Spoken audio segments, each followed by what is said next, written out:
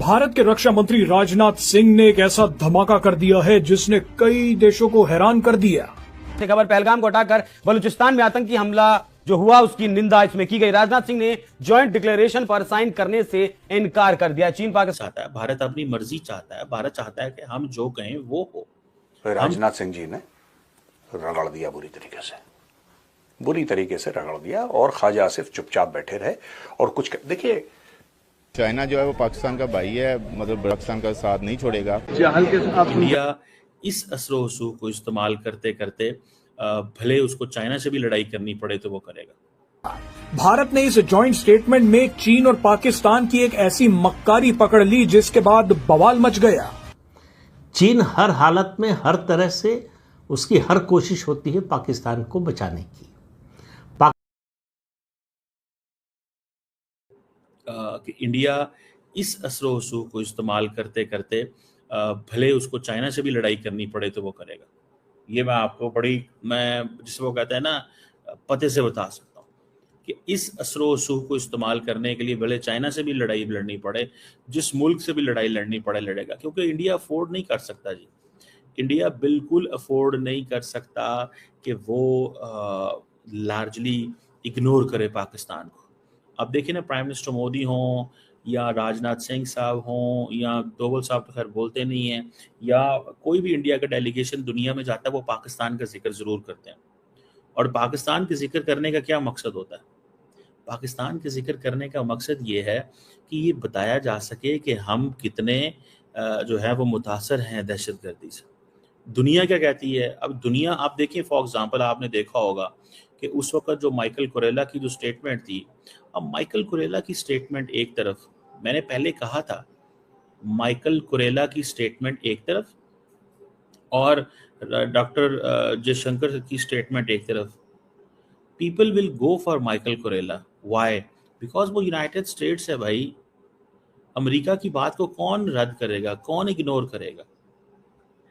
America की बात को कोई इग्नोर नहीं कर सकता, कोई रद्द नहीं कर सकता। कोई ये नहीं कह सकता कि जनाब ठीक है माइकल कुरेला ठीक है बड़ा इंपॉर्टेंट होगा पर हमें उसको इग्नोर करना। ठीक है, माइकल कुरेला अपनी जगह पे बहुत ज़्यादा इंपॉर्टेंट बंदा है और उसने जो स्टेटमेंट जारी की, और मैं समझता हूँ कि ये एक इम्प्रेशन बहुत हद तक चेंज हो चुका हुआ है कि पाकिस्तान जो है वो जी दहशतगर्दी फैलाता है। ये एक इसमें अब ज़्यादा अब जो पाकिस्तान को करने की कोशिश कर रहा है, पाकिस्तान इसमें ये करने की कोशिश कर रहा है कि पाकिस्तान अब वो कह रहा है कि जी ये सारी की सारी सियासी चाल है, सियासी मूव है, जिसकी वजह से इंडिया जो है वो उसको गुस्सा भी आता है, बुरा भी लगता है कि ये हमारे वेस्टर्न पार्टनर्स क्या कर रहे हैं। लेकिन ख़ास तौर पे एससीओ के इस प्लेटफॉर्म पे क्योंकि जी पहलगाम का जिक्र नहीं हुआ। देखिए पहलगाम का जिक्र कैसे हो सकता था? पाकिस्तान अगर चाहे ना, उसका जो वाक़या है, क्या नाम है उसका, जो ट्रेन हुआ था, हाईजैक का वाक़या हुआ था, अगर उसका भी जिक्र लाना चाहे तो नहीं ला सकेगा। क्यों? क्योंकि ये बायलैटरल मसला नहीं है, ये सिंगल किसी मुल्क का मसला नहीं है। ये मसला जो है किसी और चीज़ का। सो ये जो वो कह रहे हैं ना बलूचिस्तान, वो कह रहे हैं जी बलूचिस्तान, मैं आई डाउट इट कि बलूचिस्तान का भी नाम होगा। ठीक है जी। तो ये बेसिकली या तो स्टोरी बनाई गई है कि जी बलूचिस्तान का नाम लिया, पहलगाम का नहीं लिया। मुझे नहीं लगता, I don't by this theory. Pakistan को समझने के लिए आपको एक बात समझनी पड़ेगी कि पाकिस्तान के पास हर चीज के लिए अलग अलग चेहरे हैं और एक चेहरा दूसरे से कनेक्टेड नहीं है। सबकी अपनी अपनी डिनाइबिलिटी है, राइट? आपको पता है कि मालिक है आसिम मुनीर, धमकी के लिए बिलावल भुट्टो रखा है, धमकी के लिए बिलावल भुट्टो रखा है। अब बिलावल भुट्टो क्यों रखा है धमकी के लिए? इसलिए रखा है कि बिलावल भुट्टो बोलेगा कि अगर तुमने इंडस वाटर का जो जितना भी पानी तुमने रोक रखा है, you have held the treaty in abeyance, अगर वो तुमने नहीं छोड़ा तो फिर तुम्हारे साथ जंग होगी, राइट? तो पाकिस्तान ने धमकी दे दी। ये एक इसका चैप्टर कंप्लीट हो गया। पार्लियामेंट में शहबाज शरीफ बोलेगा कि वाटर हमारी रेड लाइन है और अगर पानी नहीं छोड़ा तो फिर देख लेना कयामत तक लड़ाई होगी। ये सब डायलॉग वो करेगा। आसिम मुनीर चुप है और दुनिया को पता है कि ये बकवास करने के लिए, देखो दो कुत्ते होते हैं दोस्तों, एक भौंकने का, एक काटने का।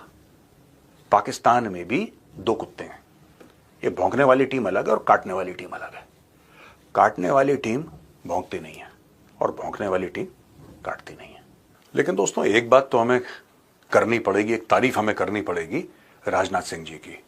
जब एक जॉइंट स्टेटमेंट आया इस एससीओ का और पढ़ा जॉइंट स्टेटमेंट, तो राजनाथ सिंह जी ने साइन करने से मना कर दिया।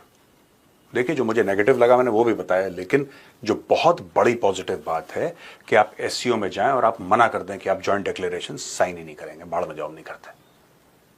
And everybody was shocked and people were shocked to such an extent कि फिर बोला कि नहीं जी जॉइंट डिक्लेरेशन की फिर चलो करते ही नहीं है। वो पूरा मामला ही सिंक हो गया। ये बेसिकली पाकिस्तान और चाइना, इन लोगों ने क्या करा कि बलूचिस्तान का बड़ा मेंशन करा कि बलूचिस्तान में गड़बड़ हो रही है, बलूचिस्तान में टेरर हो रहा है, लेकिन उन्होंने पहलगाम की बात नहीं करी। जो पाकिस्तान स्पॉन्सर्ड टेररिज्म है कश्मीर में, उसकी बात ही नहीं करी।